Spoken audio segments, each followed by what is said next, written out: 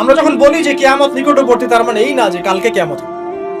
মূলত এই বিষয়টা বোঝানো হয় যে কিয়ামতের সাইন্স গুলো, নিদর্শন গুলো একটা একটা একটা একটা করে এমন ভাবে আবির্ভূত হয়েছে যেন পুঁথি থেকে মালা ছিঁড়ে ছিঁড়ে পড়লে যত দ্রুত আবির্ভূত হয়, এভাবে এসেছে। বিগত 100 বছরে এমন ভাবে এটা আবির্ভূত হয়েছে যেটা আপনি বিগত আগের সময়গুলোতে কল্পনা করতে পারবেন না। সামনে মালহামা আছে, আর কি আছে? মহাযুদ্ধ আছে, জেরুজালেমের উত্থান আছে, জিউসদের উত্থান আছে, দাজ্জালের শাসন আছে, ইমামুল মাহদির আগমন আছে, তার হাতে মুসলিমদের বিজয় আছে, ঈসা ইবনে মারিয়ামের আগমন আছে, তার হাতে দাজ্জালের নিহত হওয়ার ঘটনা বাকি আছে, ঈসা ইবনে মারিয়ামের হাতে জেরুজালেম থেকে ওয়ার্ল্ড ওয়াইড ইসলামিক শাসন এখনো বাকি আছে, ইয়াজুজ আর মাজুজের আগমন বাকি আছে এবং ওদের ধ্বংস বাকি আছে। এরপরে পুরো বিশ্বে ইসলামের শান্তির সুবাতাস বয়ে যাওয়াটা বাকি আছে। তারপরে আলামতুস সাআহ, পশ্চিম দিক থেকে সূর্য ওঠাটা বাকি আছে। তারপরে ইনশাআল্লাহ তাআলা এত দ্রুত কিয়ামত হবে, নবীজি বলছেন একজন ব্যক্তি আরেকজন ব্যক্তির সাথে কাপড় নিয়ে ব্যবসা করতে বসবে, কাপড় খুলে দেখাবে, গোটানোর আগেই কিয়ামত শেষ। একজন ব্যক্তি উটের দুধ দহন করবে, দুধ পান করার আগে কিয়ামত শেষ। তারপরে তিনি ইনস্ট্যান্ট বোঝাতে এই শব্দ ব্যবহার করছেন, এক গ্লাস পানি খাওয়ার জন্য গ্লাসটা উপরে নিবে, পানি ঢোক গেলার আগেই কিয়ামত শেষ। এত দ্রুত এই পুরো মহাবিশ্ব ম্যাসাকারি ব্লাস্ট হয়ে যাবে। আমরা ওই দৃশ্য দেখতে চাই না। তাহলে এখন এই যে সামাজিক অরাজকতাগুলো চলছে, আমাদের নিদর্শনগুলো চলছে, এগুলো সব কি আল্লাহর দেয়া গজব, নাকি আমাদেরও কোনো ভূমিকা আছে? আল্লাহ পাকের মুখ থেকেই শোনেন। আল্লাহ পাক বলছেন সূরা রুমের মধ্যে, আল্লাহ পাক বলছেন যাহারাল ফাসাদু ফিল বাররি ওয়াল বাহরি বিমা কাসাবাত আইদিন নাস, জলের স্থলে যত বিপর্যয় ছড়িয়ে পড়েছে এগুলো মানুষের হাতের কামাই। ঢাকা শহরে একটা মেয়ে রিকশায় করে যাচ্ছে তার বয়ফ্রেন্ডের সাথে, তারপরে সে আর বাসায় ফিরলো না, মা হাউমাউ করে কাঁদছে, মা হাউমাউ করে কাঁদছে, মেয়েকে আর খুঁজে পাওয়া গেল না, ধরে নেওয়া হচ্ছে মেয়েটা নাই, নিখোঁজ, হয়তো তার রেপ হয়েছে বা ডেড হয়েছে। মা স্টেটমেন্ট দিচ্ছে সাংবাদিককে যে আমি ছেলেটাকে বললাম তুমি যদি মেয়েকে ভালোই বেসে থাকো তাহলে মেয়েকে বাসায় পৌঁছে দিলে না কেন? এই মায়ের কাছ থেকে আপনি কেমন সন্তান আশা করছেন? সে তার মেয়ের অবৈধ বয়ফ্রেন্ডকে সে বলছে তুমি যদি মেয়েকে ভালোই বেসে থাকো তাহলে মেয়েটাকে একা একা রিক্সায় ছেড়ে দিলে কেন, বাসায় পৌঁছে দিতে পারলা না? কি বলবো বলেন? পরিণতি সবকিছু আল্লাহ পাকের পক্ষ থেকে আসে, এটা তো সত্যই। কিন্তু আল্লাহ রাব্বুল আলামিন কখনো কখনো আমাদেরকে আমাদের পাপের শাস্তি দুনিয়াতেই দিয়ে থাকে। যেমন কর্ম করেছি তেমন ফল ভোগ করতে হবে। সুদ খেয়েছেন, এখন দারিদ্রতা বরণ করতে হবে। ধর্ম নিয়ে বাড়াবাড়ি করেছেন, উম্মার ঐক্য তো নষ্ট হবেই। আমি যখন দুর্নীতি করছি আমাকে একদিন ধরা পড়তেই হবে। আমি চুরি করেছি আমাকে তো পিটুনি খেতেই হবে। আমি ডাকাতি করছি আমাকে তো পিটুনি খেতেই হবে। আমি রেপ করেছি আমাকে শাস্তি পেতেই হবে। একটা মেয়ে কয়েকটা ছেলের সাথে অ্যাফেয়ার, কয়েকজন মিলে প্ল্যান করলো যে তাকে শিক্ষা দিবে, তাকে সারপ্রাইজ দেওয়ার কথা বলে একজন বয়ফ্রেন্ড তাকে ডেকে নিল, নির্মম ভাবে তাকে হত্যা, 3 জন মিলে লাশ ফেলে দিয়ে চলে গেছে। 3 জন মিলে করেছে না একাই করেছে সেটা প্রশাসন খুঁজে বের করবেন। আমরা অনলাইনে দেখছি যে মেয়েটা ডেড, এবং সেটা রংপুর এরিয়ার ঘটনা, ঢাকা শহরের কথা না। রংপুর তো অনেক দূরের জায়গা, ওটাকে আমরা গ্রামই মনে করি নাকি ঢাকার হিসাব। দেখেন কর্মের ফল নয় কি এগুলো? মদ খাচ্ছেন, দেদারছে, তাহলে আপনাকে তো সারা জীবন একটা ব্যাধি ভোগ করতেই হবে। আপনি তো ক্যান্সার হবেই, আপনার বড় বড় রোগ তো হবেই। আল্লাহর দিনকে বাদ দিয়ে আপনি অনৈতিক দর্শনের চর্চা করছেন, আপনাকে তো ফল ভোগ করতেই হবে। আল্লাহ পাক এটাই বলছেন যাহারুল ফাসাদু ফিল বাররি ওয়াল বাহরি, জলে স্থলে যত বিপর্যয় এগুলোর বেশিরভাগই মানুষের হাতের কামাই।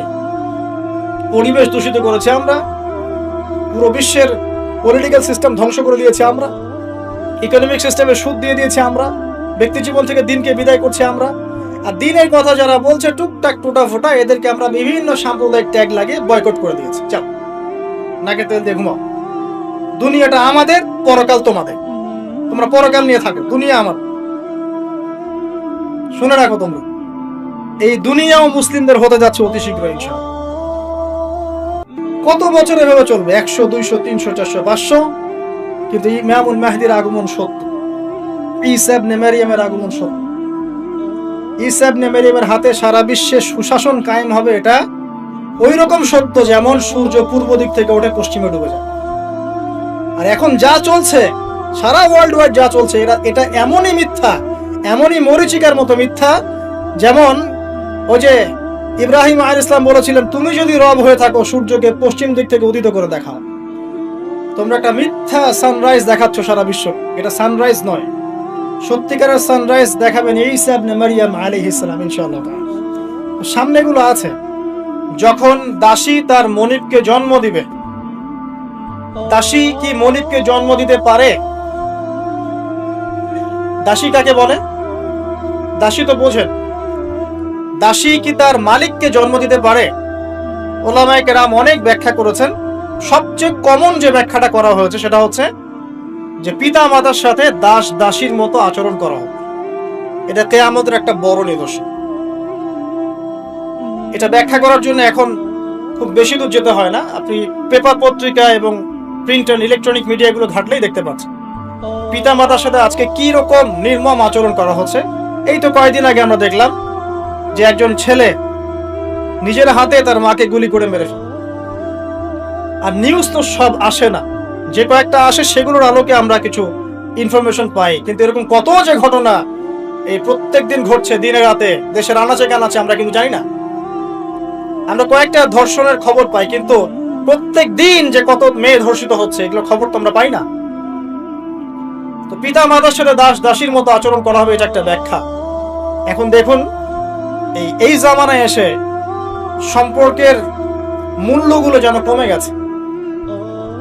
সম্পত্তির জন্য পিতা তার সন্তানকে বের করে দিচ্ছে, ত্যায্য করছে, আবার পুত্র পিতাকে হত্যা করছে, ছেলে মাকে হত্যা করছে, ভাই ভাইকে খুন করছে, বোন বোনে চুলাচুলি করছে, প্রতিবেশী প্রতিবেশী মারামারি কাটাকাটি করছে, নিজের ভাই বোন যুদ্ধে লিপ্ত হচ্ছে সম্পত্তির জন্য। এবং এই প্রতিটা বিষয়ে আলামত সাআহ, কিয়ামতের আলামত। একটা উত্তর আগে দিয়ে রাখি, এখানে যে দুইটা আলামত বলা হয়েছে এর সাথে ওই 10টা আলামত ব্যতীত, কিয়ামতের ওই যে 10টা বড় বড় আলামত, এগুলো ব্যতীত বাকি আলামতের বেশিরভাগই মিলে যায় এবং এটা চেইনের মতো মিলে যায়। এটা বোঝার জন্য আপনার ইন্টেলেকচুয়াল একটা নলেজ দরকার। ইনশাআল্লাহ আল্লাহ পাক সেটা আপনাকে দান করবেন ইনশাআল্লাহ, যদি আপনি ওপেন মাইন্ডেড হন, সংকীর্ণ মন না হন। দেখুন, সামাজিক মূল্যবোধটা ভেঙে গেছে, আত্মীয়তার সম্পর্কগুলো এখন আগের মতো নাই। ইভেন প্রতিবেশী কে সেটা খোঁজ নেওয়ার প্রয়োজনে মানুষ মনে করেন। সামান্য রিজনে আমরা একে অপরকে খুন করতে দ্বিধা করছি না, ছিনতাই করতে, চুরি করতে, ডাকাতি করতে। মানে সামাজিক সম্পর্ক যেগুলো ছিল, একটা হৃদ্যতা ভালোবাসার বন্ধন, এটা কিন্তু আর নাই। খুব ভালো করে খেয়াল করে দেখেন, সামাজিক হৃদ্যতার বন্ধনটা আগের মতো নাই। এমনকি যারা দিন বোঝে, দিন ইসলাম বোঝে, তাদের মধ্যেও সম্পর্কগুলো দেখেন, তাদের ভিতরেও সম্পর্কের দৈন্যতা আছে। মুখে যতই ঐক্যের কথা বলুক না কেন, ভিতরে দেখবেন হিংসা, বিদ্বেষ, গীবত, তহমত, সমালোচনার অসুস্থ সংস্কৃতি লালন করছে। সম্পর্কের সেই আগের হৃদ্যতা, মাধুর্যগুলো এখন আর পাওয়া যায় না। এখানে বোঝানো হচ্ছে দাসী তার মনিবকে জন্ম দিবে, স্পেশালি পিতা মাতার সাথে দাস দাসীর মতো আচরণ করা হবে। কত বড় বড় ডিগ্রিধারী মানুষের বাবা মা এখন বৃদ্ধাশ্রমে আছেন আপনি জানেন না, আমি জানি না। কেমব্রিজ, অক্সফোর্ড, হার্ভার্ড থেকে পড়ে এসেছে, এসে পিতা মাতাকে বৃদ্ধাশ্রমে দিয়েছে। যে পিতার হাত ধরে সে হাঁটা শিখেছে, শেষ বয়সে ওই পিতার লাঠি সে হতে পারে নাই। যে মা প্রসব বেদনা সহ্য করে তাকে জন্ম দিয়েছে, সেই মায়ের বুকে গুলি চালাতে এখন সন্তানের হাত কাঁপছে না। কিয়ামতের আর কোন নিদর্শনের জন্য আমরা অপেক্ষা করে বসে আছি? যাক, ওদিকে গেলে অনেক লম্বা হয়ে যাবে। এবার আসেন, যদি দ্বিতীয় অর্থ নেই, আরেকটা অর্থ দেয়া হয়েছে, এটা ইন্টারপ্রিটেশন, ব্যাখ্যা, যে দাসী তার মনিবকে জন্ম দিবে মানে হচ্ছে সমাজের সত্য মিথ্যা, ন্যায় অন্যায়, ভালো মন্দের মানদণ্ডটা উল্টে যাবে। এবং এই ব্যাখ্যাটা আমার কাছে খুব পছন্দনীয় ব্যাখ্যা। দাসী মনিবকে জন্ম দিবে মানে উল্টা জিনিস হচ্ছে না এখানে। তার মানে সমাজের যে ন্যায় অন্যায়ের মানদণ্ড আছে, হক বাতিলের মানদণ্ড, এটা উল্টে যাবে। এবং এই হক বাতিলের মানদণ্ড প্রতিটা ক্ষেত্র থেকে উঠে গেছে। আপনাকে দেখাচ্ছি, মনে করেন আমরা ছোটবেলা থেকে 25-30 বছর পর্যন্ত পড়াশোনা করি। এখন জ্ঞান অর্জনের মানদণ্ড কি হবে? আল্লাহর সন্তুষ্টি অর্জন করা, আল্লাহর দিনকে শেখা, সেই দিন পালন করা, এর প্রচার করা, এর প্রতিষ্ঠা করা। ম্যাক্সিমাম আমাদের মধ্যে এখন পড়াশোনা করছি দুনিয়ার জন্য, অনলি ফর একটা চাকরি, একটা ব্যবসা, একটা ক্যারিয়ার, এত একটা সার্টিফিকেট। তাহলে পড়াশোনার ক্ষেত্রে আপনার মানদণ্ড উল্টে গেছে। সত্য গ্রহণ করার ক্ষেত্রে আমরা মানদণ্ড কি রাখবো? যে আল্লাহ এবং তার রাসূল যা বলেছেন এটা সত্য, এর বাইরে সত্যের কোনো উৎস নাই। এখন আমাদের সত্য মিথ্যা গ্রহণের মানদণ্ড এমন, পশ্চিমারা যা বলবে ওটাই সত্য, ওটা কোরআন সুন্নাহর সাথে মিলুক চাই না মিলুক। পশ্চিমার মনে করেন যত তন্ত্রমন্ত্র আছে, যত তন্ত্রমন্ত্র, পলিটিক্যাল তন্ত্র বলেন, ইকোনমিক তন্ত্র বলেন, সামাজিক তন্ত্র বলেন, হ্যাঁ, এক একটা নাম নিয়ে বললে বুঝতে পারতেন যে ফেমিনিস্ট রেভলিউশন, কমিউনিজম, আপনার ওই যে সোকল্ড ডেমোক্রেসি আর কি, সোকল্ড যেটা সত্যিকার অর্থে না, সোকল্ড একটা সেকুলারিজম, এটা আসলে সেকুলারিজম না, সোকল্ড সেকুলারিজম। প্রতিটা মতবাদ পশ্চিম থেকে এখানে এসেছে এবং এগুলোকে দিয়ে আমরা কোরআন হাদিসকে এখন যাচাই করা শুরু করেছি। কোরআন হাদিসকে দিয়ে এগুলোকে যাচাই করব এটা না, এগুলোকে দিয়ে কোরআন সুন্নাহকে যাচাই করে আমরা সত্য মিথ্যা গ্রহণ করছি। তাহলে দর্শন নেয়ার ক্ষেত্রেও কিন্তু আমরা সত্য মিথ্যার মানদণ্ড উল্টে দিয়েছি। দাসী মনিককে জন্ম দিয়েছে এখানে, তাই না? দিন প্রচার ক্ষেত্রে, দিনের ক্ষেত্রে মুসলিম যারা আছে, আমরা আমাদের মধ্যে মানদণ্ড থাকবে এমন যে আমরা উদারপন্থী হব, আমরা দিন নিজেরা পালন করব, সহজ করে দিব, মানুষ পালন করবে, দিনের দাওয়াতি কাজ হবে, প্রসার হবে, ঐক্যবদ্ধ প্ল্যাটফর্ম থাকবে। দেখবেন সব উল্টে গেছে। ব্যক্তি জীবন থেকেই দিন বিদায় নিচ্ছে। বাইরে খালি দেখবেন হয়তো আমার এখানে লেবাসে দাড়ি টুপি আছে, ভিতরে গিয়ে দেখবেন যে আসলে আমার ব্যক্তি জীবনে, অর্থনৈতিক জীবনে, সামাজিক জীবনে ইসলাম নাই, পারিবারিক জীবনে নাই। তো মানদণ্ড উঠে যাচ্ছে। দেখবেন ঐক্যের মানদণ্ড জায়গায় বিভক্তির মানদণ্ড নিয়েছি। তারপরে অর্থনৈতিক জীবনে যান, এখানে দেখেন মানদণ্ড দেখেন, মানুষ এখন হালাল হারামের যাররা পরিমাণ পরোয়া করে না। অল্প কিছু মানুষ বাদ দিয়ে এই সব কিছুর বাইরে কিছু মানুষ আছে যারা একটু ব্যাকডেটেড, সেকেলে, যারা একটু মৌলবাদী টাইপের, এরা একটু অন্যভাবে চিন্তা করে আর কি। ম্যাক্সিমামে হালাল হারামের কোনো বাছবিচার নাই, সমানে সুদ খাচ্ছে আর ঘুষ খাচ্ছে, দুর্নীতি করছে, টাকা আত্মসাৎ করছে, মানুষের সম্পদ লুট করে খাচ্ছে, জমি লুট করে খাচ্ছে। এটা যে একটা পাপ, এই বোধটুকু পর্যন্ত গায়েব হয়ে গেছে।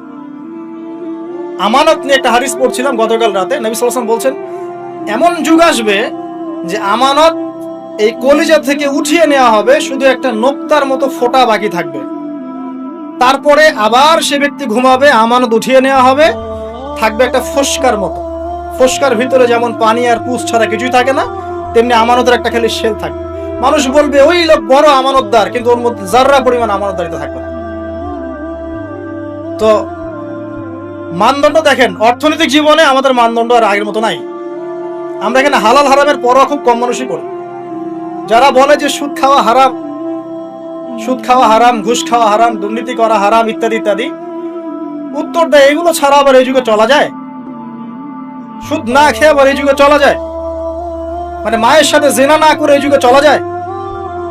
মেয়েদেরকে ধর্ষণ না করে এই যুগে চলা যায়? মানে 1 দিরহাম সুদ খেলে 36টা মেয়েকে ধর্ষণ করা হয়, বুখারী হাদিস আছে। আর আল্লাহ পাক কোরআনে কি বলছেন? যে কোরআন মাথায় তুলে আমরা রেখে দেই সুন্দর করে পরিষ্কার করে একদম আলমিরার উপরে, সেখানে আল্লাহ পাক বলছেন সুদ ছেড়ে দাও, যদি না ছাড়ো তাহলে আল্লাহ এবং তার রাসূলের সাথে যুদ্ধের ঘোষণা শুনে নাও। মানুষ এখন বলছে আল্লাহ এবং তার রাসূলের সাথে যুদ্ধ না করে থাকা যায়? এখন অর্থনৈতিক জীবনে সত্য মিথ্যার কোনো মানদণ্ড নাই। টাকা উপার্জনের ক্ষেত্রে আমরা হালাল হারামের যাররা পরিমাণ পরোয়া করছি না। দাড়ি টুপি রেখেও দেখবেন অনেক সময় আমরা এমন কিছু ব্যবসা শুরু করেছি যেখানে ধর্ম অনেক দূরের বিষয়। অনেকে ধরা পড়ছে এখন বিভিন্ন অভিযানে, প্রশাসনে দেখবেন দাড়ি টুপি পাগড়িওয়ালা। তো এরা কি ইসলাম বোঝে না? অন্যরা না হয় বোঝে না, এরাও কি ইসলাম বোঝে না? ধর্মকেও অনেক সময় ব্যবসা বানিয়েছি আমরা, ধর্মকেও অনেক সময় ব্যবসার হাতিয়ার বানিয়েছি আমরা। দেখবেন বহু এমন জায়গা আছে যেখানে ভণ্ডামি হচ্ছে, বেদাতি কাজকর্ম হচ্ছে, কুফরি হচ্ছে, শিরক হচ্ছে, মানুষ লক্ষ লক্ষ টাকা ঢালছে ওখানে গিয়ে, গরু দিচ্ছে, ছাগল দিচ্ছে, কি করছে না করছে আপনারা আরো ভালো জানেন। তো হালাল হারামের কোনো পরোয়া আমরা পলিটিক্যাল ইকোনমিক লাইফে করছি না। আর ইবলিস তো অনেক আগে দায়িত্ব ছেড়ে দিয়েছে, জানেন? ইবলিস অনেক আগেই দায়িত্ব ছেড়ে দিয়েছে। যখন সে এরকম চেলাপেলা তৈরি করে ফেলেছে, এখন সে রিল্যাক্সড। আরো সে বসে ওর যে কুরসি আছে সমুদ্রের উপরে, সমুদ্রে ওর কুরসি এবং আরশ আছে, এটা জানেন নাকি? হয়তো জানেন না। সমুদ্রের উপরে ইবলিসের কুরসি আছে, আরশ আছে। ওটা কুরসি না, সম্ভবত আরশই বলা হয়।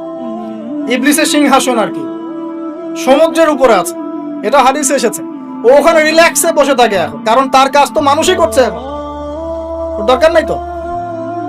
এমন এমন ওয়েপেন্স তৈরি করেছে যেটা পৃথিবীতে একবার পড়লেই মানব জাতি ধ্বংস হয়। একটা নিউক্লিয়ার ওয়ার যদি হয় বিশ্বে, তাহলে দেখবেন বিশ্বের প্রায় 500 থেকে 600 কোটি মানুষ না খেয়ে মারা যাবে। এটা ওদেরই রিপোর্ট।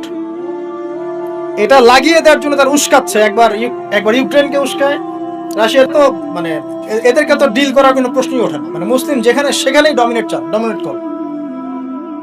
তো যারা এই জায়গায় আছে, সত্য মিথ্যা ন্যায় অন্যায় চূড়ান্ত মানদণ্ড যে আল্লাহর ওহী, এটা ওদেরকে কে বুঝাবে? সারা দিন আপনি এটা বলতে বলতে মাথা ঠোকরাতে মারাও যদি যান, তারা কি মেনে নিবে? সত্য মিথ্যা ন্যায় অন্যায় হক বাতিলের চূড়ান্ত মানদণ্ড হচ্ছে আল্লাহর ওহী, মানবে? ওই সভ্যতাকে আমরা ফলো করি এবং ওদের সবকিছু আমরা অনুকরণ করছি। দাসী তার মনিবকে অনেক আগেই জন্ম দিয়েছে। ন্যায় অন্যায়ের মানদণ্ড উল্টে গেছে এখন। আর বেশি বলতে যাচ্ছি না, আরেকটা ব্যাখ্যা আছে। সত্যি সত্যি দাসী মনিবকে জন্ম দিতে পারে। সত্যি সত্যি দাসী মনিবকে জন্ম দিতে পারে, যেটা এই 2020 সালে না আসলে, 22 সালে না আসলে আমরা বুঝতে পারতাম না। কিভাবে জন্ম দিতে পারে দেখাচ্ছি। নারী পুরুষের ফ্রি মিক্সিং চলছে সবখানে, যেখানে যাবেন সেখানে নারী পুরুষের ফ্রি মিক্সিং। যত ফ্রি মিক্সিং হয়েছে তত জেনা বেড়েছে, তত বেপরদামি বেড়েছে, তত বেশি রেপ হয়েছে, ধর্ষণ বাড়ছে। এর সাথে আছে পর্নোগ্রাফি, যেটা মানুষকে ভিতর থেকে পশু বানিয়ে দিয়েছে। বাসের মধ্যে একটা মেয়ে যাচ্ছে, 4-5 জন ধরে রেপ করে রেখে দিল। অটোতে একটা মেয়ে যাচ্ছে, একটা বাচ্চা মেয়ে রেপ করে রেখে দিল। এমনকি এমনও নিউজ পাওয়া যাচ্ছে পশু পাখির সাথে মানুষ জেনা লিপ্ত হচ্ছে। একটা ছেলে আরেকটা ছেলের সাথে জেনা লিপ্ত হচ্ছে, নাউজুবিল্লাহ। এবং কোন কোন ক্ষেত্রে এরকম 2-1টা ঘটনা মাদ্রাসাতেও ঘটছে। মানে পর্নোগ্রাফি দিয়ে সবাইকে পশু বানিয়ে দেওয়া হচ্ছে। খেয়াল করে দেখেন। এরপরে আবার পরকীয়া আছে। যখন এরকম বেপরদামি, ধর্ষণ, ফেমিনিস্ট রেভলিউশন, ফ্রি মিক্সিং বাড়তে আছে, তখন কিন্তু ভালোবাসা বলে একটা ব্যাপার যে আছে, লাভ, আল্লাহর পক্ষ থেকে যে ভালোবাসা আছে, এই লাভটাকে যৌনতা দিয়ে চেঞ্জ করে দেওয়া হয়েছে। ভালোবাসার চাইতে এখন মানুষ যৌন বিষয়টাকে বেশি গুরুত্ব দেয়। মানে মেয়েকে জাস্ট ভোগ করতে হবে।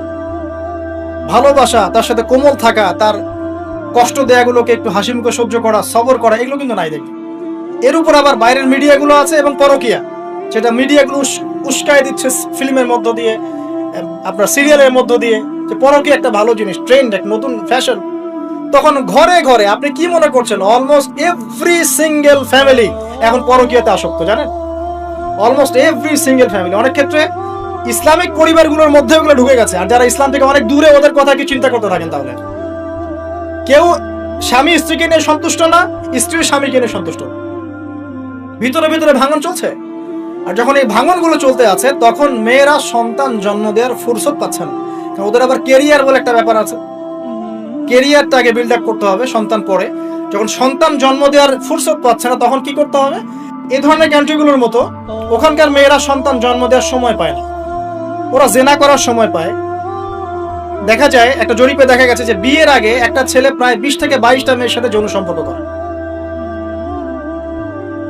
এটা নাউজুবিল্লাহ বলছেন, বাট আমি আরেকটা হাদিস পড়ছি রিসেন্টলি, যেখানে নবী সাল্লাল্লাহু আলাইহি ওয়াসাল্লাম বলছেন আখিরুজ জামানে একটা ছেলের পিছনে এমন একটা সময় আসবে, যেটা এখন আসেনি আলহামদুলিল্লাহ, এমন একটা সময় আসবে যে একটা ছেলের পিছনে 30-40 জন মেয়ে ঘোরাঘুরি করবে শুধু যৌন সম্পর্কের জন্য। এই সময়টা ওরা পার করে এসেছে পশ্চিমবঙ্গে। আচ্ছা, তো যেহেতু সন্তান জন্ম দেওয়ার ফুরসত নাই, ক্যারিয়ার আছে, জেনা ওপেন, জেনা চাইলেই মানুষ করতে পারে, বিয়ে করার প্রয়োজন হয় না, মদ ওপেন, জেনা ওপেন, পতিতালয় ওপেন, সবই ওপেন। এসব কিছু ওপেন করে দিয়ে আমরা কি করি? আমরা অপরাধ দমনের চেষ্টা করি। কি চমৎকার সাইকোলজি আমাদের, বাহবা দিতেই হয়। সব ওপেন, ওদের ওখানে ওপেন। তো ওখানে আর মেয়েরা চাকরি বাকরি এসবের দিকে ফোকাস করতে করতে সন্তান জন্ম দেওয়ার সময় নাই। কি করতে হবে, দরিদ্র যে কান্ট্রিগুলো আছে, যেমন ওই যে ইন্দোনেশিয়া, শ্রীলঙ্কা, কোন কোন ক্ষেত্রে আরো যে আপনার ওই যে আফ্রিকার কিছু কান্ট্রি, নাইজেরিয়া, যে ঘানা, যে মালি, এই টাইপের যে কান্ট্রিগুলো আছে, দরিদ্র, একদম দরিদ্র কান্ট্রি, এদের থেকে মেয়েদেরকে হায়ার কর। কিসের বিনিময়ে? যে তোমাকে ডলার দেওয়া হবে। ডলার কি জিনিস সেটা তো বোঝেন, এটা অস্ত্র, সারা বিশ্বকে শাসন কর। আমি ছাপাবো, আমার প্রেস আছে, আমার সিনেট আছে, আমরা ছাপাবো, আর আমরা হচ্ছি ওয়ার্ল্ডের সুপার পাওয়ার, আমরা চাইলে ছাপাতে পারি, আমাদেরকে বলার কেউ নাই। ছাপাবো, ওইটা দিয়ে আমি তেল কিনবো, তাহলে এটাও আমার, ওইটাও আমার। এখন তেল যে কিনছি, ওকে আমি সেই ডলারগুলো দিচ্ছি, সে ওই ডলারগুলো নিয়ে মনে করছে আমি অনেক ধনী হয়ে গেলাম। হ্যাঁ, এবং সে ধনী হচ্ছেও, কারণ এটা চলছে সারা ওয়ার্ল্ডে। সে তার প্রযুক্তিগত উন্নয়ন, বস্তুবাদী উন্নয়ন করতে থাকলো, ভোগ বিলাসে ব্যস্ত থাকলো। এরপর আবার সে ওই টাকা দিয়ে আমার কাছে অস্ত্র কিনছে। যে ডলার আমি তাকে দিলাম তেলের বিনিময়ে, এবার সেই ডলার দিয়ে সে আমার কাছ থেকে আবার অস্ত্র কিনছে। এবার আমি আবার অস্ত্রকে সেলও করব, তাহলে সবই আমার, আদতে আপনার কিছুই না। আর কোন কোন ক্ষেত্রে ইনোসেন্ট দুইটা কান্ট্রির মধ্যে লড়াই লাগিয়ে দিয়ে আমি অস্ত্র ব্যবসা করছি, কোটি কোটি টাকা, কোটি কোটি ডলার। এই হলো চরিত্র। আমি কখনো বলি নাই যে ওরা ইয়াজুজ আর মাজুজ, আমি শুধু এতটুকু বলেছি যে ওদের মধ্যে ইয়াজুজ আর মাজুজের চরিত্র আছে, সারা দুনিয়া ফাসাদ সৃষ্টি করে বেড়ানো। মূল পয়েন্টে আসেন, ওইসব দরিদ্র কান্ট্রি থেকে মেয়েদেরকে নিয়ে ডলারের বিনিময়ে মেয়েদের গর্ভটা ভাড়া নেওয়া হচ্ছে। 9 মাস এখানে স্পার্ম ইনজেক্ট করা হবে এবং এর ফলে একটা বেবি হবে, এবং এই বেবিকে অনেক ভালো কিছু খাওয়াতে হবে। এই জন্য 9 মাস তাকে খুব ভালো পানি, ভালো খাবার দেওয়া হয়। এরপর যখন মেয়েটা গর্ভ হালাস করে, বাচ্চাকে রেখে সে তার কাজ শেষে চলে গেল, ডলারের বিনিময়ে তার গর্ভ ভাড়া নেওয়া হয়েছে। এবার এই যে বাচ্চাটা জন্ম নিল, এই বাচ্চাটা কার? দাসীর না মনিবের? বলেন, মনিবের। কার কার এটা? মনিবের। এই যে দাসী মনিবকে জন্ম দিয়ে চলে গেল, এই ব্যাখ্যা আমরা আজকে থেকে 5-10 বছর আগেও বুঝতে পারতাম। তার মানে কোরআন এবং সুন্নাহ কি কিয়ামত পর্যন্ত থাকবে না? একটা সাইনকে কেন্দ্র করে অনেকগুলো বিষয় বলা সম্ভব হলো। তাই বলছি, এই দুটোর সাথে কিয়ামতের ছোট ছোট আলামতগুলো সবগুলোই মোটামুটি কানেক্টেড। 2 নম্বরে আসেন, নবী সাল্লাল্লাহু আলাইহি ওয়াসাল্লাম বললেন, ওয়া আন তারাল হুফাতাল উরাতাল আলাতা রিয়াশা ইয়াতাতাওয়ালুনা ফিল বুনিয়ান। যখন তুমি দেখবে, একটা বিশেষণ বলেছেন, সমাজের সবচেয়ে নিম্ন শ্রেণীর রাখাল শ্রেণীর, খালি পায়ের, খালি গায়ের, মানে নগ্ন দেহ, নগ্ন পা রাখাল শ্রেণীর মানুষ, তারা উঁচু উঁচু অট্টালিকা নির্মাণের প্রতিযোগিতা করবে। বিষয়টা কি স্বাভাবিক? এটাও তো ওইটার মতোই, যে মানদণ্ড উল্টে গেল, দাসী মনিবকে জন্ম দিল, এটাও তো মানদণ্ড উল্টেই মনে হচ্ছে। কিন্তু এটা হবে কিয়ামতের আগে, নবীজি বলেছেন তার পবিত্র জমানে অবশ্যই হবে। এটা যে হয়ে গেছে অলরেডি, এটা বোঝার জন্য কি আমার খুতবা দেওয়ার দরকার আছে? স্পেশালি আমরা যারা এই যে বড় বড় সিটিজ গুলোতে থেকে অভ্যস্ত, ঢাকায় থাকি, নিউ ইয়র্কে থাকি, ব্রিটেনে থাকি, মেলবোর্নে থাকি, বড় বড় সিটিজ গুলো, দুবাইয়ে থাকি, তাদের কাছে কি এই বিষয়গুলো চোখে স্পষ্ট দেখা যায় না? এমন কোন হিস্ট্রি পড়েন না আপনি, এমন কোন সময় কি গিয়েছিল পৃথিবীর উপর যখন পুরো পৃথিবীর এই হাইলি কনস্ট্রাক্টেড বিল্ডিংস এর প্রতিযোগিতা ছিল? একটা সময় ছিল, সেটা হলো আদ এবং সামুদ জাতির সময়, যখন তারা নিজেদের মধ্যে এসব কনস্ট্রাকশন নির্মাণের প্রতিযোগিতা করত। আল্লাহ পাক ওদেরকে ধ্বংস করে দিয়েছে, কিন্তু ওইটা সারা বিশ্বে গ্লোবালি ছিল না, ওই একটা কওমের মধ্যেই সীমাবদ্ধ ছিল। এটা কিভাবে সম্ভব? রাখাল শ্রেণীর মানুষ অট্টালিকা তৈরি করবে? এখানে 3-4টা ব্যাখ্যা হতে পারে। এক, ওই রাখাল শ্রেণীর মানুষের কাছে এমন কিছু ধন সম্পদ করতলগত হবে, ওই যে আমরা বলি হেরিটেজ, মানে কি বলি, গুপ্তধন, এই টাইপের কিছু সম্পদ তারা পাবে রাখাল শ্রেণীর মানুষ, এবং এগুলো দিয়ে তারা উঁচু উঁচু অট্টালিকা নির্মাণের প্রতিযোগিতা করবে। এটা হয়েছে এক সময় যাদের খাবার টাকা ছিল না, পায়ে স্যান্ডেল ছিল না, গায়ে জামা ছিল না, আল্লাহ পাক ব্ল্যাক গোল্ড দিয়ে দিয়েছেন, অয়েল। ব্যাস সেল করো আর অট্টালিকা নির্মাণ করো, সেল করো আর অট্টালিকা নির্মাণ করো। হয়েছে না এটা মিডল ইস্টে? মধ্যপ্রাচ্য এটা বাস্তব সাক্ষী। 2, হতে পারে ব্যাখ্যা এমন যে এমন কোন অর্থনৈতিক উৎস সারা বিশ্বে চালু করা হবে যার মধ্য দিয়ে নিতান্ত দরিদ্র মানুষেরা অট্টালিকা তৈরি করার সুযোগ পাবে। সেটা কি? সেটা হচ্ছে বর্তমান সভ্যতার রিবা এবং সুদ ভিত্তিক এই মনিটরি সিস্টেম। এই সুদ ভিত্তিক মনিটরি সিস্টেম এবং ব্যাংকিং সিস্টেমের মাধ্যমেই সম্ভব রাখালের অট্টালিকা নির্মাণ করা। সে গিয়ে বলবে আমি আমার জমি আছে বা আমি জমি চাই, আমার ফ্ল্যাট দরকার, এটা দরকার, ওটা দরকার। কি করতে হবে? লোন দিতে হবে। ওকে লোন নাও, 1 কোটি টাকা নাও, তোমাকে 10 বছর সময় দিচ্ছি, 10 বছর পর তোমাকে 1,50,00,000 দিতে হবে। সে মনে করবে হ্যাঁ কোনো সমস্যা নেই, 10 বছর টাইম দেওয়া হয়েছে, একটু না হয় বেশি দিলাম চার্জ, বাট আমি তো আমার স্বপ্ন পূরণ করছি। অথচ সে বুঝতে পারলো না সে মায়ের সাথে জিনা করলো, যে খেলো সেও জিনা করলো, যে খাওয়ালো সেও জিনা করলো, যে সাক্ষী থাকলো সেও করলো, যে লিখে রাখলো সেও করলো। এর ফলশ্রুতিতে এলিট সোসাইটির খুব একটা সমস্যা হয়নি।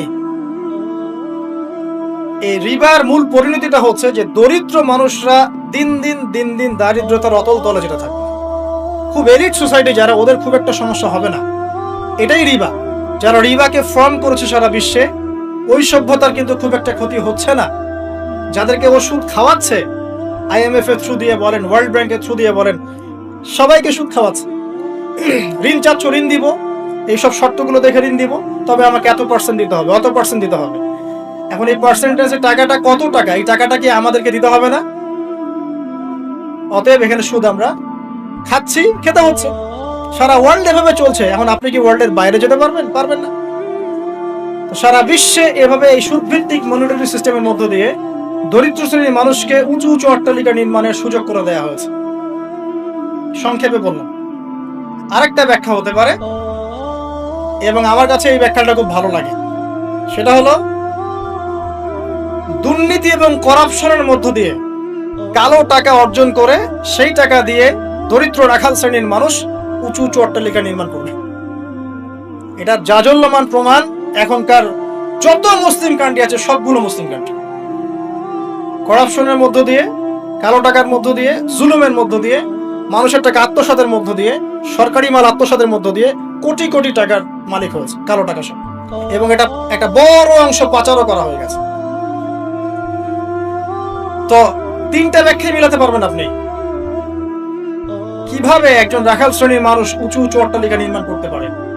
হয় তার কাছে গুপ্তধন সে প্রাপ্ত হবে আল্লাহর পক্ষ থেকে, অথবা সে সুদভিত্তিক ব্যাংকিং সিস্টেমের মধ্যে দিয়ে এটা করবে, অথবা সে জুলুম এবং করাপশনের মধ্য দিয়ে এটা করবে। তবে শেষ কথা হচ্ছে, সবকিছু করার পরেও কিয়ামত পর্যন্ত এই হাদিসে জিবরিলে তার নাম রাখালি থেকে যাবে, রাখালি থেকে যাবে, রাখালি থেকে। আপনি কি বুঝতে পারছেন? সম্মান দেওয়ার মালিককে। যত কিছুই করুক না কেন, কিয়ামত পর্যন্ত এই হাদিসের মধ্যে ওদেরকে এই নামেই ডাকা হবে, ওয়ান তারাল হুফাতাল উরাতাল আলাতা রিয়াশাই ইয়াতাতাওয়ালুনা ফিল বুনিয়ান, এভাবেই ডাকা হবে। এই সায়েন্স গুলো নবী সাল্লাল্লাহু আলাইহি ওয়াসাল্লাম বলেছেন। এর পাশাপাশি আর অনেক কথা তিনি বলেছেন। মানুষের মধ্যে ধর্মীয় জীবন থেকে ইসলাম আস্তে আস্তে সংকীর্ণ হয়ে আসবে, উম্মার মধ্যে ফাটল বাড়তে থাকবে, মানুষ দ্বীনের জ্ঞান অর্জনকে খুব একটা মূল্যায়ন করবে না, ইলম উঠে যাবে, আলেম ওলামাদের মৃত্যু হবে, ওলামাদের উপর জুলুম আসবে, জাহেলদেরকে মানুষ আলেম রূপে গ্রহণ করা শুরু করবে, মানুষ ইসলামকে বিকৃত ব্যাখ্যা করা শুরু করবে, এবং এমন একটা সময় আসবে যে কাফের মুশরিক মুনাফিকরা পর্যন্ত ইসলামের ব্যাখ্যা নিয়ে মুসলিমদের সাথে তর্ক করবে। পারিবারিক বন্ধন ভাঙবে, বাবা মা সন্তান সন্ততি পারিবারিক বন্ধন ভাঙবে, প্রচুর জেনা বাড়বে এবং জেনাকে মানুষ হালাল মনে করবে, প্রচুর মাদক বাড়বে, মাদককে মানুষ হালাল মনে করবে,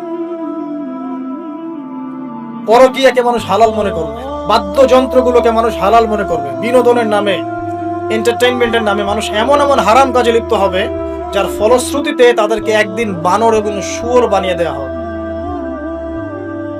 আল্লাহ পাকের দয়া না থাকলে আর পৃথিবীতে যদি অন্য মাখলুক না থাকতো, আল্লাহ পাক আসমান থেকে বৃষ্টি বন্ধ করে দিতেন। এগুলোর ফলশ্রুতিতে মুসলিমদের উপরে দুর্দশা নেমে আসবে, দুর্ভোগ নেমে আসবে,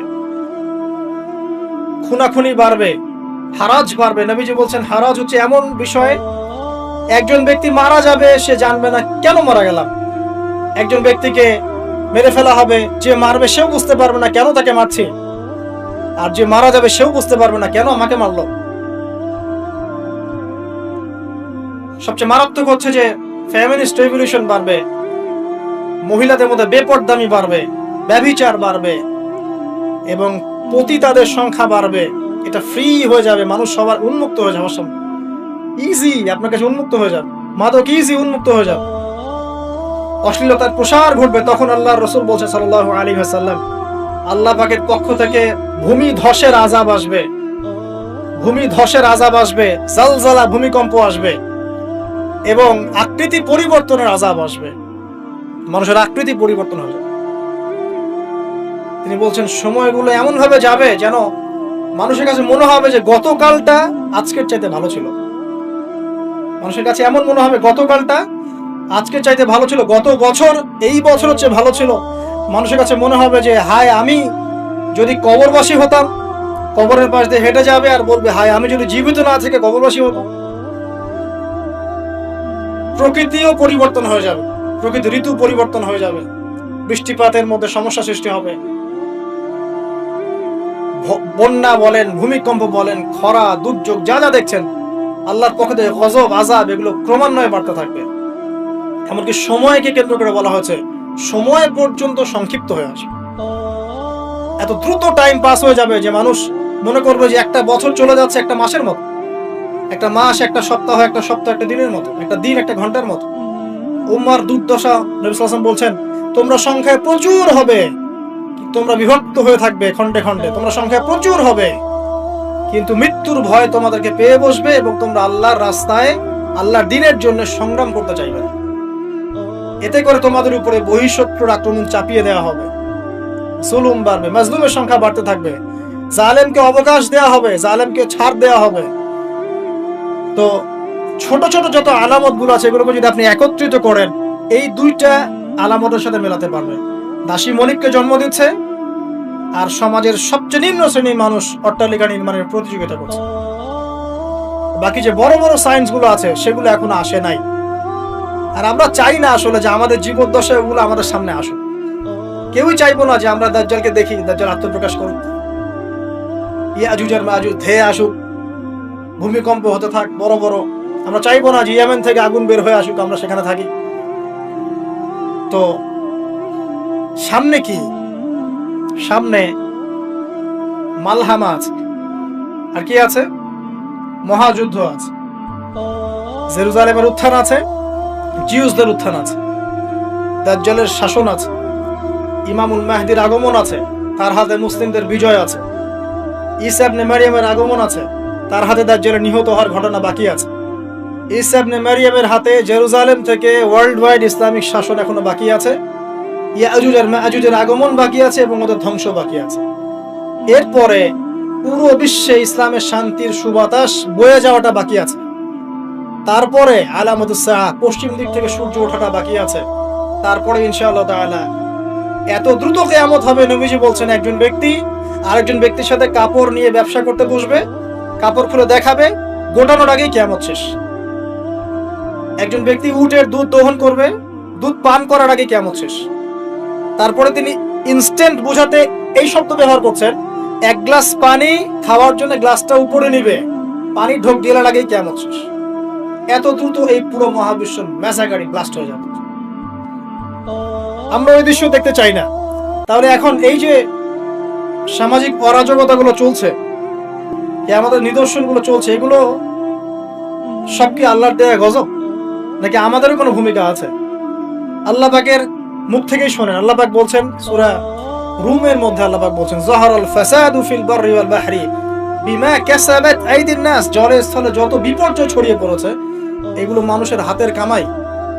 ঢাকা শহরে একটা মেয়ে রিকশায় করে যাচ্ছে তার বয়ফ্রেন্ডের সাথে, তারপরে সে আর বাসায় ফিরলো না, মা হাউমাউ করে কাঁদছে। মা হাউমাউ করে কাছে, মেয়েকে আর খুঁজে পাওয়া গেল না, ধরে নেওয়া হচ্ছে মেয়েটা নাই, নিখোঁজ, হয়তো তার রেপ হয়েছে বা ডেড হয়েছে। মা স্টেটমেন্ট দিচ্ছে সাংবাদিককে যে আমি ছেলেটাকে বললাম তুমি যদি মেয়েকে ভালোই বেসে থাকো তাহলে মেয়েকে বাসায় পৌঁছে দিলে না কেন? এই মায়ের কাছ থেকে আপনি কেমন সন্তান আশা করছেন? সে তার মেয়ের অবৈধ বয়ফ্রেন্ডকে সে বলছে তুমি যদি মেয়েকে ভালোই বেসে থাকো তাহলে মেয়েটাকে একা একা রিক্সায় ছেড়ে দিলে কেন, বাসায় পৌঁছে দিতে পারলা না? কি বলবো বলেন? পরিণতি সবকিছু আল্লাহ পাকের পক্ষ থেকে আসে, এটা তো সত্যই, কিন্তু আল্লাহ রাব্বুল আলামিন কখনো কখনো আমাদেরকে আমাদের পাপের শাস্তি দুনিয়াতেই দিয়ে থাকে। যেমন কর্ম করেছি তেমন ফল ভোগ করতে হবে। সুদ খেয়েছেন, এখন দারিদ্রতা বরণ করতে হবে। ধর্ম নিয়ে বাড়াবাড়ি করেছেন, উম্মার ঐক্য তো নষ্ট হবেই। আমি যখন দুর্নীতি করছি আমাকে একদিন ধরা পড়তেই হবে। আমি চুরি করেছি আমাকে তো পিটুনি খেতেই হবে। আমি ডাকাতি করছি আমাকে তো পিটুনি খেতেই হবে। আমি রেপ করেছি আমাকে শাস্তি পেতেই হবে। একটা মেয়ে কয়েকটা ছেলের সাথে অ্যাফেয়ার, কয়েকজন মিলে প্ল্যান করলো যে তাকে শিক্ষা দিবে, তাকে সারপ্রাইজ দেওয়ার কথা বলে একজন বয়ফ্রেন্ড তাকে ডেকে নিল, নির্মম ভাবে তাকে হত্যা করে। 3 জন মিলে লাশ ফেলে দিয়ে চলে গেছে। 3 জন মিলে করেছে না একাই করেছে সেটা প্রশাসন খুঁজে বের করবেন। আমরা অনলাইনে দেখছি যে মেয়েটা ডেড, এবং সেটা রংপুর এরিয়ার ঘটনা, ঢাকা শহরের কথা না। রংপুর তো অনেক দূরের জায়গা, ওটাকে আমরা গ্রামই মনে করি নাকি ঢাকার হিসাবে। দেখেন কর্মের ফল নয় কি এগুলো? মদ খাচ্ছেন দেদারসে, তাহলে আপনাকে তো সারা জীবন একটা ব্যাধি ভোগ করতেই হবে। আপনি তো ক্যান্সার হবেই, আপনার বড় বড় রোগ তো হবেই। আল্লাহর দিনকে বাদ দিয়ে আপনি অনৈতিক দর্শনের চর্চা করছেন, আপনাকে তো ফল ভোগ করতেই হবে। আল্লাহ পাক এটাই বলছেন, যাহারুল ফাসাদু ফিল বাররি ওয়াল বাহরি, জলে স্থলে যত বিপর্যয় এগুলোর বেশিরভাগই মানুষের হাতের কামাই। পরিবেশ দূষিত করেছি আমরা, পুরো বিশ্বের পলিটিক্যাল সিস্টেম ধ্বংস করে দিয়েছি আমরা, ইকোনমিক সিস্টেমে সুদ দিয়ে দিয়েছি আমরা, ব্যক্তি জীবন থেকে দিনকে বিদায় করছি আমরা। আর দিনের কথা যারা বলছে টুকটাক টুটা ফোটা, এদেরকে আমরা বিভিন্ন সাম্প্রদায়িক ট্যাগ লাগিয়ে বয়কট করে দিয়েছি। যাও নাকে তেল দিয়ে ঘুমাও, দুনিয়াটা আমাদের, পরকাল তোমাদের, তোমরা পরকাল নিয়ে থাকো, দুনিয়া আমার। শুনে রাখো তোমরা, এই দুনিয়াও মুসলিমদের হতে যাচ্ছে অতি শীঘ্র ইনশাআল্লাহ। কত বছর এভাবে চলবে? 100, 200, 300, 400, 500, কিন্তু ইমামুল মাহদির আগমন সত্য, ঈসা ইবনে মারইয়ামের আগমন সত্য। ঈসা ইবনে মারইয়ামের হাতে সারা বিশ্বে সুশাসন কায়েম হবে, এটা ওই রকম সত্য যেমন সূর্য পূর্ব দিক থেকে ওঠে পশ্চিমে ডুবে যায়। আর এখন যা চলছে সারা ওয়ার্ল্ড ওয়াইড যা চলছে, এটা এমনই মিথ্যা, এমনই মরিচিকার মতো মিথ্যা, যেমন ওই যে ইব্রাহিম আলাইহিস সালাম বলেছিলেন তুমি যদি রব হয়ে থাকো সূর্যকে পশ্চিম দিক থেকে উদিত করে দেখাও। তোমরা একটা মিথ্যা সানরাইজ দেখাচ্ছ সারা বিশ্ব, এটা সানরাইজ নয়। সত্যিকারের সানরাইজ দেখাবেন ঈসা ইবনে মারইয়াম আলাইহিস সালাম ইনশাআল্লাহ। সামনে এগুলো আছে। এখন এই যে পরিণতিগুলো হচ্ছে এগুলো আমাদের পাপের ফল। এখন আমাদের কি করণীয় আছে? প্রথমত আমরা আগে নিজেকে নিয়ে ভাবি যে আমরা এসেছি একা, আমরা যাব একা। বিশ্ব বাদ দেন, পলিটিক্স বাদ দেন, অর্থনীতি বাদ দেন, বড় বড় শব্দ বাদ দেন, আগে নিজের কাছে আসেন। আমি নিজে ভাই পৃথিবীতে আসছি একা, আমাকে যাইতে হবে একা, এবং আমি যাব সাদা কাফন পরে কালো কবরে, তাই নয় কি? কালো নিকশ কালো কবরে আমি সাদা কাফন পরে যাব, তাই না? তাই আমি একটা কথা বলি শোনেন, যখন অন্ধকার, ঘুটঘুটে অন্ধকার নিকশ কালো কবরের মধ্যে সাদা কাফন পরে মানুষ যাবে, তখন সাদা সাদা আর কালা কালা গানের আসল মর্ম উপলব্ধি করতে পারে।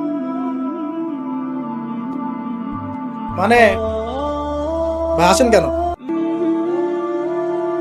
যখন সাদা কাফন পরে অন্ধকার নিকশ কালো অন্ধকার কবরে মানুষ যাবে না, ওই মোমেন্ট যখন মুনকার এবং নেকিরের সাথে দেখা হবে, নাকিরের সাথে মালাকুল মউতের সাথে সাক্ষাৎ হবে, তার আগে লাশ নিয়ে যাবে আর সে বলবে কোথায় নিয়ে যাচ্ছ আমাকে, কোথায় নিয়ে যাচ্ছ? ভয়ে আটকে উঠবে, মালাকুল মউতের চেহারা দেখেই ভয়ে আটকে উঠবে। সারা জীবন তো দিনের পরোয়া করে নাই, নামাজ কালামের তো খবর নাই, ইসলামকে 5 পয়সা মূল্যায়ন করে না, এবং ইসলামকে ধ্বংস করার জন্য, মুসলিম সমাজের মধ্যে অশ্লীলতা ছড়িয়ে দেওয়ার জন্য এই কাজগুলো করে বেড়াচ্ছে। যখন এই অবস্থা তাদের হবে, এবং কবরে প্রশ্নগুলো করা হবে এবং হাতুড়ি দিয়ে পিটানো হবে। 70 গজ মাটির নিচে যখন আত্মা যাবে সিজ্জিনে, তখন বুঝে আসবে কোনটা সাদা ছিল আর কোনটা কালো ছিল। মানুষ মুসলিমদের, স্পেশালি যুবকদেরকে, যুবক যুবতী, আমাদের ইয়াং টিনেজারদেরকে এমন ভাবে ইনফ্লুয়েন্স করা হচ্ছে এগুলো দিয়ে, মনে হচ্ছে পর্নই আসল জগৎ, মনে হচ্ছে এই মাদকই আসল জগৎ, এই সিগারেটটাই আসল, এই গান বাজনা মিউজিকই আসল, এই কনসার্টগুলোই আসল। এবং এগুলোতে যেহেতু মজা আছে, একটা লজ্জাত ফ্লেভার পাওয়া যায় ইনস্ট্যান্ট, এই জন্য যুব সমাজ দ্রুত এর পিছনে দৌড়ানো শুরু করছে। আর একটা যুবকদেরকে যখন আপনি, একটা জাতির যুবকদেরকে মেরুদণ্ড ভেঙে দিবেন, তখন এই জাতি কখনোই আপনার এগেইনস্টে দাঁড়াতে পারবে না। সুদূর প্রসারী নীল নকশা এটা, মুসলিম যুবকদেরকে আল্লাহর দিন থেকে সরিয়ে দেন। এদেরকে প্রমোট করার মিডিয়ার অভাব নাই, পত্রিকার অভাব নাই। তাহলে আপনি কি করবেন এখন? প্রথমত আপনি নিজেকে চিন্তা করতে হবে যে আমি মুসলিম, আগে আমাকে বাঁচতে হবে, এবং আমার ছেলে আমার মেয়ে এদেরকে আমি অন্তত এই পথে দিব না। যদি এদেরকে পড়ানোর কোনো প্রতিষ্ঠানই না পাই, নিজে প্রতিষ্ঠান করে ওকে পড়াবো ইনশাআল্লাহ। যদি সেটাও না পারি, আমার কাছে একা একা বসে শিখবে ইনশাআল্লাহ, কি সমস্যা? যদিও এটার পক্ষে আমি খুব স্ট্রং মত দেই না, আমাদেরকে চেঞ্জ করতে হবে সিচুয়েশন। যদি দেখেন কোনো অপশনই খোলা নাই, সবখানেই ফিতনা, সবখানেই ফাসাদ, কি করবেন? আপনার ছেলে মেয়েকে তো পড়াতে হবে। কতদিন আপনি আটকে রাখবেন সন্তানকে?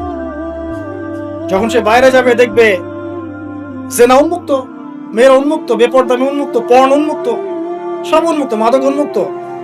সৎসঙ্গ না থাকলে, ভালো প্যারেন্টিংস না থাকলে, আপনার ভালো পরিবেশ না থাকলে, ভালো সোসাইটি কমিউনিটি না করতে পারলে, আপনি আমি আমাদের সন্তানদেরকে বাঁচাতে পারবো না। ওরা ওদের দেহকে নষ্ট করবে না ঠিকই, কিন্তু ওদের আত্মাটাকে পুড়িয়ে ঝাঁঝরা করে ছেড়ে দিন, আত্মাটাকে কলুষিত করে শেষ করে দিন।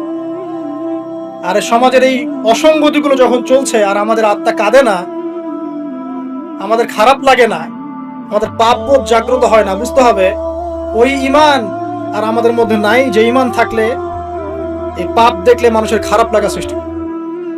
একজন আলেম বলেছেন, যখন দেখবেন বাসায় কোরআনের উপর ধুলা পড়ে গেছে, তখন বুঝে নেবেন যে আপনার কলবেও ধুলা পড়েছে। কি করব? নিজে বাঁচার জন্য আগে নিজেকে চিন্তা করতে হবে যে আমি আখিরাতের বান্দা, দুনিয়াতে এসেছি মেহমানের মতো, আল্লাহ কিছু দায়িত্ব কর্তব্য দিয়েছেন, টাইম শেষ হবে আল্লাহ পাক টাইম দিয়ে চলে যাবে। দুনিয়াতে কেউ চিরস্থায়ী হয় নাই। যত বড় বড় শক্তি ছিল, ফেরাউন, নমরুদ, হামান, কারুন, কেউ পৃথিবীতে চিরস্থায়ী হয় নাই। আজকের বিশ্বে যারা আছে বড় বড় পরাশক্তি, কেউ পৃথিবীতে চিরস্থায়ী হবে না। এগুলো শুধুমাত্র সময়ের ব্যাপার মাত্র, সময় চলে যাবে, এরাও শেষ, কেউ থাকবে না, না মুমিন, না কাফের, না মুশরিক, কেউ না। অতএব যারা এসেছি তারা চলে যাবে, এই ফিলিংসটা সবার আগে জরুরি।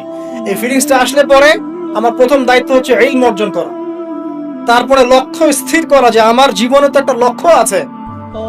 এভারেজ লাইফ লিড করবে সবাই, 1999 জন মানুষ এভারেজ লাইফ লিড করে, খায় দায় ফুর্তি করে, স্ত্রী সহবাস করে, বাচ্চা পয়দা করে, শেষ ডেট, শেষ বয়সে ক্যান্সার, ডায়াবেটিস, মারা গেল।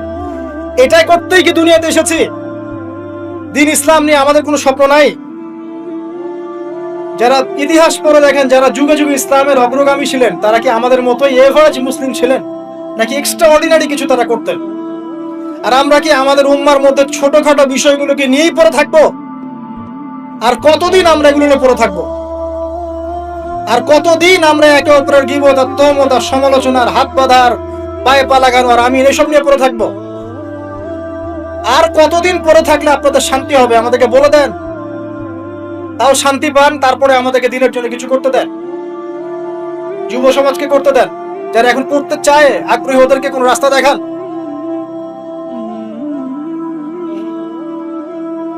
লক্ষ্য স্থির করতে হবে এবং কনস্ট্রাকটিভ কাজ করতে হবে। আবেগের বশে হুটহাট কোনো কিছু কাজ, আবেগের বশে দিনের কাজ, পরিবেশ পরিস্থিতি বুঝে কনস্ট্রাকটিভলি দিনের কাজ করতে, গঠনমূলক ভাবে, না শৈথিলতাবাদ, আর না কোনো উগ্রপন্থা, না কোনো চরমপন্থা, মাঝামাঝি জায়গায় থেকে হক বাতিলের পার্থক্য বুঝে, পরিবেশ, সমাজ, দেশ, বিশ্বের পরিস্থিতি উপলব্ধি করে যখন যে ইনিশিয়েটিভ নেওয়া প্রয়োজন, সেভাবে কনস্ট্রাকটিভলি উম্মাকে এগিয়ে নিতে হবে। তার প্রথম শুরুটাই হবে জ্ঞান অর্জন দিয়ে। জ্ঞান অর্জন নাই, কিচ্ছু না। তারপর হচ্ছে আমল দিয়ে। জ্ঞান আছে, এবার আমল করতে হবে। যারা আমল করে না, প্র্যাকটিসিং মুসলিম না, এদের দ্বারা আল্লাহর উম্মার খেদমত নিবেন না। তাহলে বড় বড় কথা বলতে হবে না, আমল করে দেখাতে হবে। ইকোনমিক লাইফে হালাল হারাম বেঁচে চলতে হবে, পারিবারিক লাইফে নিজের স্ত্রী সন্তানদেরকে ইসলামিক এনভায়রনমেন্টে রাখতে হবে, পরিবেশ তৈরি করতে হবে। আমি যদি আমার পরিবারের মধ্যে দিনকে প্রতিষ্ঠা করতে না পারি, তাহলে কিভাবে আমি আমার উম্মার মধ্যে দিনকে নিয়ে চিন্তা করব, প্রতিষ্ঠা করব? হ্যাঁ, এটা হতে পারে। ইব্রাহিম আলাইহিস সালামের বাবা ইসলাম কবুল করেন না, এটা হতে পারে। নূহ আলাইহিস সালামের সন্তান ইসলাম কবুল করেন, এমনটা হতে পারে। কিন্তু এগুলো রেয়ার ঘটনা। আর exceptional anything is not an example. একটা কথা আছে যে এক্সেপশনাল কোনো কিছু একটা কনস্ট্যান্ট ফিক্স এক্সাম্পল হতে পারে।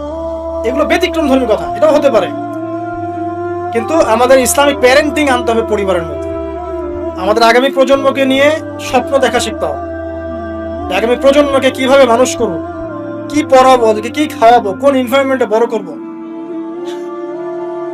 এমন ভাবে পরিস্থিতি পরিবর্তন হচ্ছে, খারাপের দিকে যাচ্ছে।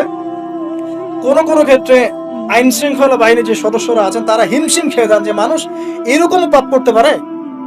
তাদের মাথার উপর দিয়ে যাচ্ছে যে মানুষ এইভাবে পাপ করতে পারে। একটা কথা আমি বলি, এখন এই যুগে মানুষ এমন এমন পাপ করছে, এমন এমন ক্রাইম করছে যা কোনো চোখ দেখে নাই, কোনো কান শোনে নাই, কোনো অন্তর কল্পনা করতে পারে। আপনি প্র্যাকটিক্যালি দেখে নেন। এনভায়রনমেন্টটা চেঞ্জ করতে হলে আমাদেরকে পারিবারিক ভাবেই চেঞ্জ করতে হবে, সোশ্যালি চেঞ্জ করতে হবে। কমিউনিটি দরকার। যারা ইসলামিক এই ফিলোসফিগুলো লালন করে তাদের মধ্যে একটা মিউচুয়াল বন্ধন দরকার। হৃদ্যতার ভালোবাসা, ওপেন মাইন্ডেড হওয়া, কনজাস্টেড না হওয়া, সংকীর্ণ মানসিকতার না হওয়া, এবং সাম্প্রদায়িক থটগুলো বাদ দিতে হবে। আমি একাই সঠিক, বাকি সব বাতিল। হ্যাঁ, আমি একাই ইসলামের মধ্যে আছে, বাকি সব খারেজি।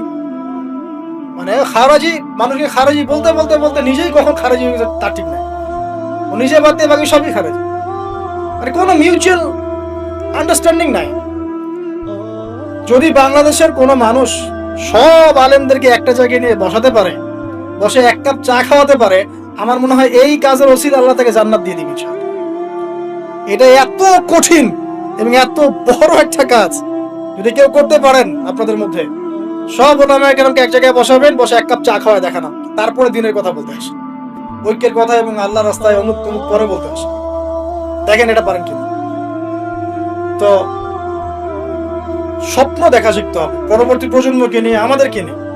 আর লম্বা করছেন, ইকোনমিক লাইফটাকে হালাল হারামি মেনে চলতে হবে। যে যেখানে থাকবো, আমরা যদি গভর্নমেন্ট জব করি, বেসরকারি জব করি, বা কৃষিকাজের ক্ষেত্রে কাজ করি, বিজনেস করি, অনেস্টির পরিচয় দেওয়া দরকার। আগে একজন ভালো মানুষ হই, তারপরে ভালো মুসলিমের দিকে আসেন। আগে মানুষ তো হন, একজন ভালো মানুষ তো হই, একজন ভালো মানুষের মন লালন করি। এরপরে ইনশাআল্লাহ তাআলা দিনের যে জ্ঞান আপনি অর্জন করেছেন, আমল করেছেন, আপনি এখন পরিবার করেছেন, আলহামদুলিল্লাহ হালাল হারাম মেনে চলছেন, ইসলামের দাওয়াত আপনি প্রচার করতে শুরু, এবং সেটা মধ্যম পন্থায়, উগ্র পন্থায় না, শৈথিলতা বা দূষণ করেও না। পলিটিক্যালি যারা আছে তাদের সাথে কোনো কনফ্লিক্টে যাবেন না, মানে রাষ্ট্রবিরোধী কোনো বিদ্রোহের দিকে কখনো যাবেন, এতে কোনো কল্যাণ দেখা যায় না। যারা এই কথাগুলো বলে শুনতে খুব চটকদার মনে হয়, কিন্তু বাস্তবতা এমন নয়। এতে রাষ্ট্রের ক্ষতি, জাতির ক্ষতি, উম্মার ক্ষতি হয়। যতটুকু কাজ করার ফ্রি একটা অ্যাক্সেস আছে, এটাও দেখবেন কনজাস্টেড হয়ে বন্ধ হয়ে পড়ে আছে। অতএব এইসব উদ্ধত ফিলোসফির দিকে যাওয়ার প্রয়োজন নেই। বরং যারাই থাক, উত্তম নসিহত করেন, ভালো নসিহত করেন, ভুল হলে সংশোধন করে দেন গঠনমূলক ভাবে। এরপরেও যদি না কথা শুনে, আলহামদুলিল্লাহ ছেড়ে দেন। খালি উপদেশ দেন, আপনি উপদেশ দাতা, আপনি তাদের প্রতি দারোগা নন। যার যার কর্মফল শেষে ভোগ করবে। আল্লাহ পাক বলছে, বলে নদী কয়টাহুম মিনাল আযাবিল আদনা দুনা আযাবিল আকবার। যখন এরকম অন্যায়, অত্যাচার, পাপাচার চলতে থাকবে, আল্লাহ পাক বলছেন তখন আমার পক্ষ থেকে আমি বড় আযাবের আগে, পরকালের বড় শাস্তির আগে দুনিয়াতে ছোট ছোট আযাব পাঠাতে থাকবে। আল্লাহ তো বলেছেন পাঠাবেন, রিল্যাক্স থাকেন। ইনশাআল্লাহ তাআলা কনস্ট্রাকটিভলি এই কাজগুলো করতে পারলে আশা করা যায় একদিনে ফল পাওয়া কখনোই যাবে না। আমাদের নবীজি 23 বছর লেগেছে। আস্তে আস্তে ইনশাআল্লাহ তাআলা আমরা না হোক আমাদের পরের জেনারেশন, তারা না হোক তারপরের জেনারেশন, তারা না হোক তারপরের জেনারেশন, একটা জেনারেশন আসবে পৃথিবীর বুকে, নিশ্চিত থাকেন, যারা ইনশাআল্লাহ আযজা ওয়া জাল এই দুনিয়া থেকে সমস্ত জুলুমের শেকড় উপড়ে ফেলে দিবে। আমরা বেঁচে থাকি আর না থাকি ওই দিন পর্যন্ত আমরা দোয়া করে যাব আল্লাহ পাক যেন একদিন এই সারা পৃথিবীর বুকে ইসলামের বিজয় দান করে এবং সমস্ত জুলুম, অন্যায়, অত্যাচার, পাপাচার আল্লাহ পাক এদের মূল শেকড়টাকে উৎপাটিত করে ফেলে। আল্লাহ রাব্বুল আলামিন মুসলিমদের হারানো সেই যে গৌরব, ঐতিহ্য, সেটা আবার ফিরিয়ে আনার তৌফিক দান করুন। ব্যক্তিগত জীবনে আমাদেরকে প্র্যাকটিসিং মুসলিম হওয়ার তৌফিক দান করুন, বেশি বেশি ইলম অর্জন করার তৌফিক দান করুন, আমল করার তৌফিক দান করুন, আত্মশুদ্ধি অর্জন করার তৌফিক দান করুন। মুসলিম উম্মার মাঝে ইখতিলাফ বৃদ্ধি না করে উম্মাকে ঐক্যবদ্ধ করার প্রয়াস চালানোর তৌফিক দান। আল্লাহ রাব্বুল আলামিন আমাদের অর্থনৈতিক জীবনে হালাল হারাম মেনে চলার তৌফিক দান করুন এবং আমাদের যে যেখানে আছে সবাইকে, হচ্ছে পলিটিক্যাল কোনো জায়গা বা অর্থনৈতিক কোনো জায়গা বা প্রশাসনের কোনো জায়গা বা ব্যক্তি পর্যায়ে যে যেখানেই আছে আল্লাহ পাক সবাইকে, সব মুসলিমকে তার পক্ষ থেকে হেদায়েত দান করুন। এরপরে আমরা আমাদের পরবর্তী প্রজন্মের জন্য দোয়া করব, আল্লাহ পাক আমাদের পরবর্তী প্রজন্মকে যেন ইসলামের জন্য কবুল করে নেন। সময় সম্পর্কে আমাদেরকে সচেতন থাকার তৌফিক দান করেন। আমাদের মধ্যে যারা অসুস্থ আছেন সবাইকে আল্লাহ পাক শেফায়ে কামেলা দান করেন।